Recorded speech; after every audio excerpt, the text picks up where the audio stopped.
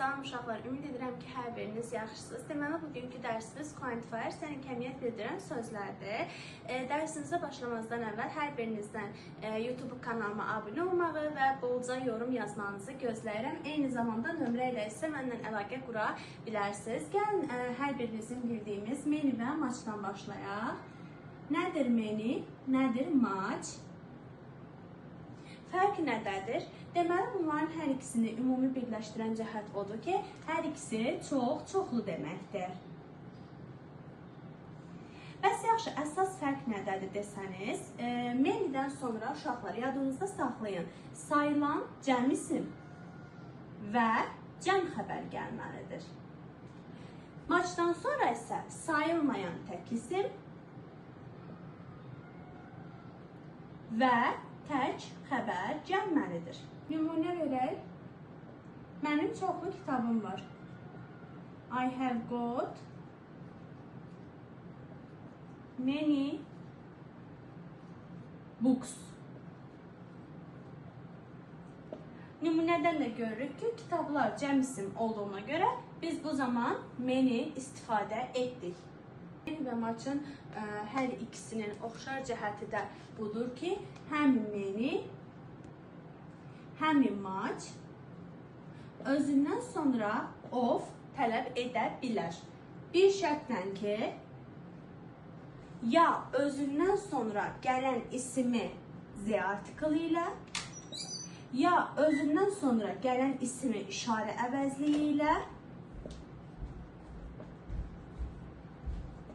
ya da özündən sonra gələn əvəzliyi, ismi daha doğrusu, yəli əvəzliyi ilə tələb edir. Bəzən mənə sual verirlər ki, müəllimə, bəs niyə z artiklı tələb edir? Niyə birbaşa ofdan sonra biz ismi verə bilmirik? Deməli, uşaqlar, bunu sizə nümunələr üzərində göstərəcəm.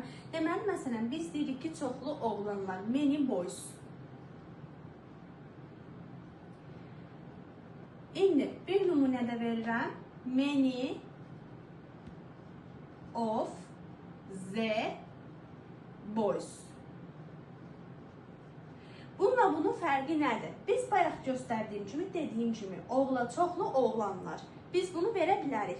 Biz burada of'u bilirik ki, in, ün deməkdir. Yəni biz burada artıq çoxlu oğlanların, yəni deyə bilmədiyimiz üçün oğlanların çoxu deyirik. Ona görə də biz of özündən sonra hər zaman ya z artiklını tələb edir, ya işarə əvəzliyini, ya da yəli əvəzliyini tələb edir.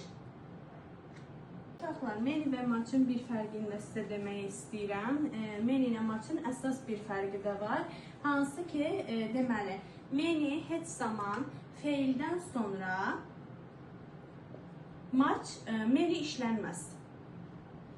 Amma feildən sonra maç işlənə bilər. Çünki maç bəzən cümlədə elotun sinonimi ola bilər. Məsələn, maç. Məsələn, he ate much, yəni o çox yedi. Burada maç artıq, deməli, elotun sinonimidir. Biz də bilirik ki, elotdan sonra heç zaman isim gəlməz. Gəlin, yenə toxunmuşkən onu sizə izah edeyim.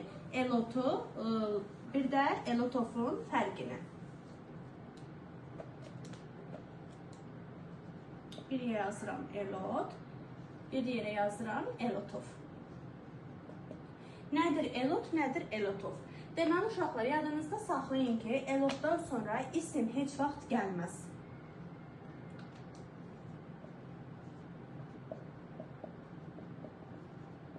Yəni, isimdən başqa biz buna feil verə bilərik. Elotofdan sonra isə ümumiyyətlə, yəni isim mütləq gəlməlidir. Yəni, elotofdan sonra həmi sayılan cəm isim, həmi də sayılmayan tək isim işlənə bilər. Məsələn, biz deyə bilərik ki, a lot of milk,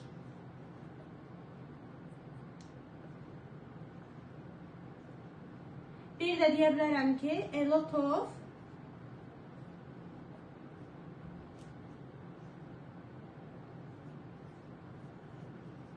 Yəni biz həm sayılan cəm isim verə bilərik elatofdan sonra, həm də elatofdan sonra sonra sayılmayan tək isim verə bilər. İndi uşaqlar, gəlin əsas few və few. Bunlar arasında fərqlərə baxaq. Deməli, nədir few, nədir few? Deməli, bunun birinin mənası biraz, birininki isə lap az deməkdir. Deməli, few'nun mənası biraz deməkdir. Few'nun mənası lap az deməkdir. Yəni, belə deyim, few few'dan azdır. Few deyirəmsə, biraz var. Məsələn, bundan sonraki little-da da nümunə gətirəcəm. Məsələn, a little milk deyirəmsə, bu o deməkdir ki, biraz da olsa südümüz var. Amma little milk deyəndə, bu o deməkdir ki, yəni südümüz yox səviyyəsindədir. Eyni formada, məsələn, a few boys deyirəmsə də, o deməkdir ki, yəni biraz oğlanlar var. Amma few boys deyirəmsə, bu o deməkdir ki, yəni oğlan deyərsiniz ki, müəllimə, bəs niyə few az mənasını verirsə özündən sonra cəm isim tələb edir? Buna da belə izah edeyim ki, məsələn, biz bir cümlə deyəndə, əzizlərim, 2 dənə inkarı vermirik. Yəni, məsələn, həm not işlədim, həm few-nu işlədəndə avtomatik olaraq cümlənin quruluşuna xələl gəlmiş olur. Ona görə də few-dan sonra biz hər zaman cəm isim işlətməliyik. Gəlin, a little və little-ın fərqini deyim. Deməli, bayaq bu da yenə bu hər ikisinin mənası da yenə birazdan lap az deməkdir. Few deməli, a little-dan çox mənasını verir. Bayaq nümunədə bildirdiyim kimi. Daha sonra bir də əsas bunlarda bir şeyə nüansa diqqət etməliyik ki, 3 nöqtədən sonra testlərdə düşür only. Yəni, only'dən sonra nələr gəlməlidir? Uşaqlar, only'dən sonra yadınızda saxlayın. Biz 2 dənə deməli, kəmiyyət bildirən sözdən istifadə edə bilərik. Bir istifadə edə bilərik few, bir də istifadə edə bilərik a little. İndi sual yaranır ki, müəllimə, nə bilək ki, biz only'dən sonra few-nu verəcəyik a little-ı, həmin sonra 3 nöqtədən sonraki biz isimə baxırıq. Əgər isimimiz bir də deyirəm, cəm isimdirsə də biz bu zaman few-nu verəcəyik. Əgər isimimiz tək isimdirsə, o zaman biz a little-ı verəcəyik. Məsələn, nümunə də verəcəm buradan sizə bir dənə. Deməli, only gəlib, nöqtələr qoyulub, buradan yazılıb water, yəni su. Sayılmayan tək isim olduğuna görə biz variantlardan baxırıq. Variantlardan few ilə a little olmayan hər bir şeyi atırıq. Atandan sonra yap cavab, məsələn, atıram A variantında few var, C variantında a little var. Biz bu zaman baxırıq həmin buradakı isimimizə. Görürük ki, isimimiz tək və sayılmayan isimdir. Ona görə biz few-nu atırıq, cavab götürürük a little-a. Çünki niyə? Few-dan sonra biz hər zaman sayılan cəm isimi veririk. Amma water sayılmayan tək isimdir. Onun üçün də biz few-nu yox, a little verəcəyik, əzizlərim. Gəlin əsas məsələ olan saç və sodan danışaq. Nədir saç, nədir so? Deməli, uşaqlar, saç və sonun əsas fərqi var. Saçdan sonra biz isim verə bilərik. Və saçdan sonra biz isimi tək verib, yəni tək isim və onun qarşısında və ən artiklını da verə bilərik. Biz saçdan sonra, əzizlərim, sifət plus isim də verə bilərik. Çünki biz hər zaman demişik ki, sifət ismə məxsus olan təyin edici kimi gələ bilər. Yəni, bizə fərqi olmadan bir isimin qarşısına biz istənilən sifəti verə bilərik. Məsələn, saç, beautiful girls, yəni verə bilərik. Bizim buna ixtiyarımız var və sayılan isim də verə bilərik. Lakin sodan sonra ya gəlir zərf, ya da gəlir sifət. Əsas məsələ nədir? Sodan sonra da sifət gələ bilər, saçdan sonra da sifət gələ bilər. Fərqi nədə olacaq? Deməli, uşaqlar, sodan sonra, sifətdən sonra isim gələ bilməz. Yəni, məsələn, deyə bilərik ki, she is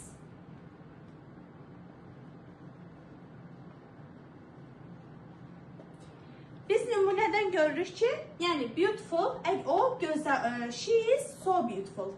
Üzr istəyirəm. So beautiful. Göründüyü kimi biz sifəti sodan sonra rahatlıqla biz sifəti verə bildik.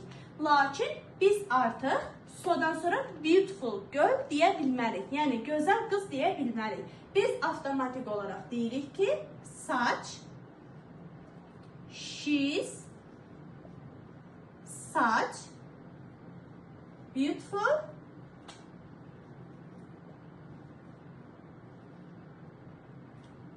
nümunədən də görürük ki, biz sifət veririksə, sifətdən sonra da mütləq nə verməliyik? İsim verməliyik. Sonuncu dəfədə deyirəm əzizlərim, so və saçın fərqi ondadır ki, saçdan sonra tək isim gələ bilər, qarşısında e və ən artiklından istifadə edə bilərik.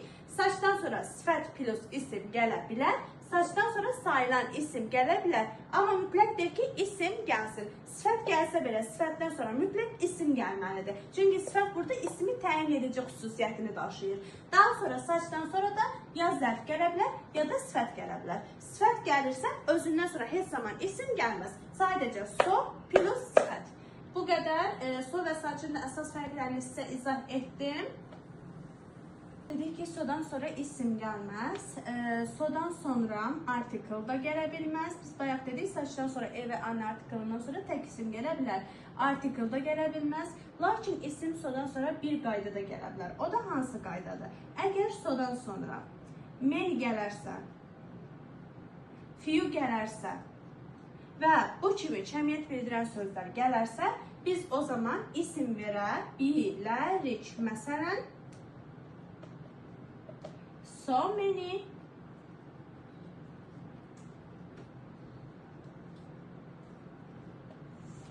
göründüyü kimi biz artıq sual, yəni isimdir nitq hissəsi olaraq so many'dən sonra rahatlıqla isim verə bildik. Çünki sodan sonra artıq nə gəlibdir əzizlərim? Many gəlibdir. Deməli əzizlərim, saç isə bir dənə özündən sonra kəmiyyət bildirən söz olan a lot of-u götürür.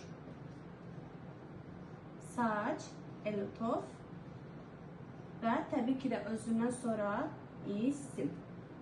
İsimimiz də yenə həm tək isimdəki verə bilərik, cəm isimdə verə bilərik. Deməli, saç özündən sonra sadəcə bir dənə kəmiyyət bildirən söz olaraq a lot of-u götürür. Amma sodan sonra many, few kimi kəmiyyət bildirən sözlər gələ bilər. Gələndən sonra da rahatlıqla biz isim verə bilərik.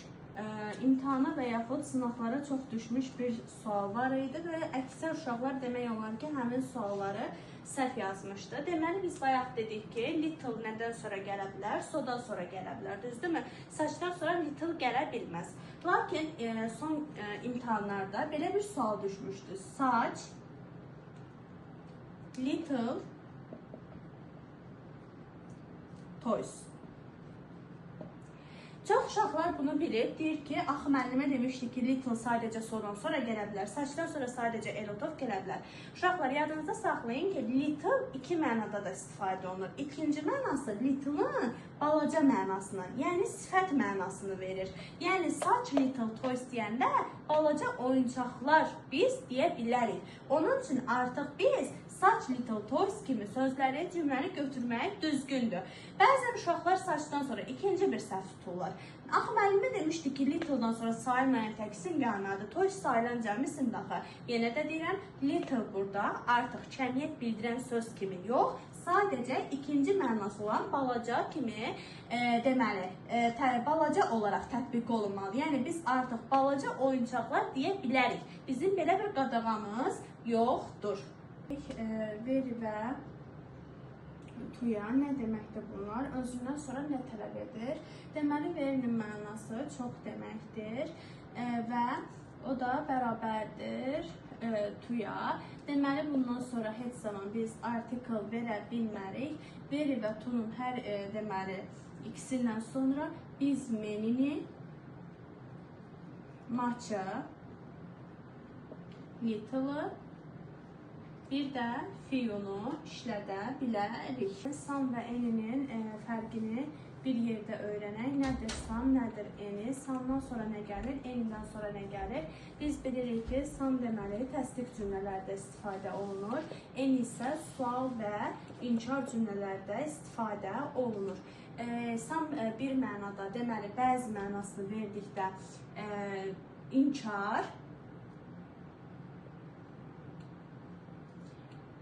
xahiş mənasını bildirdikdə isə, xahiş mənasını bildirdikdə isə sual cümlələrində istifadə, təklif xahiş mənasını bildirdikdə isə sual cümləsində istifadə olunur. Eni isə bəzi, daha doğrusu eni istənilən mənasını bildirdikdə isə deməli, təsdiq cümlədə istifadə edə bilirik. Məsələn, istənilən kitabı götürə bilərsən dedikdə, biz burada eynidən istifadə edib, eyni zamanda da təsdiq cümlədə deyə bilərik. Yəni, deməli, zenan və of, bir də enan və ofdan danışaq. Deməli, hər ikisindən sonra cəm isim tələb edir. Hər ikisindən sonra biz isimimizi cəm isim verməliyik. Sadəcə zenan və ofdan sonra cəm isim plus tək xəbər. Enan və ofdan sonra cəm isim və cəm xəbər veririk. Məsələn,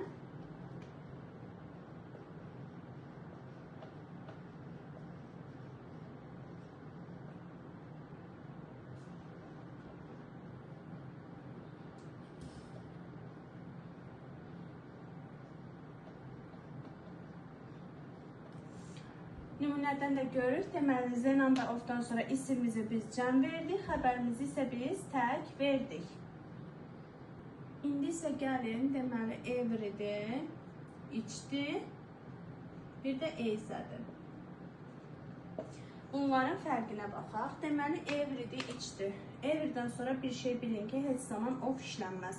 Yerdə qalan hər birindən sonra of verə bilərik. Every ilə və içdən sonra, deməli, tək isim, tək xəbər gəlməlidir. Elə bir dənə bir şey də bilin ki, iç və eyzədən sonra əgər of veririksə, biz bu zaman cəm isim verməliyik. Amma xəbərimizi yenə tək xəbər verməliyik. Every hər deməkdir, bilirsiniz. Deməli, başqa bir şey, bir də van var, uşaqlar əsas. Vandan sonra da hər zaman xəbərimiz bizim təkdə olmalıdır. Unutmuşam uşaqlar, deməli severodan sonra isə hər zaman sayılan cəm isim gəlməlidir. Bununla da quantifiers, kəmiyyət bildirən sözlərin dərs izahını bitirmiş olduq. Ümid edirəm ki, hər biriniz izahından tam şəkildə başa düşdünüz. Başa düşdünüzsə yorumları yazmağı və kanalımıza abunə olmağı unutmayın. Hər birinizi sevirəm. Hələlik görüşənədək.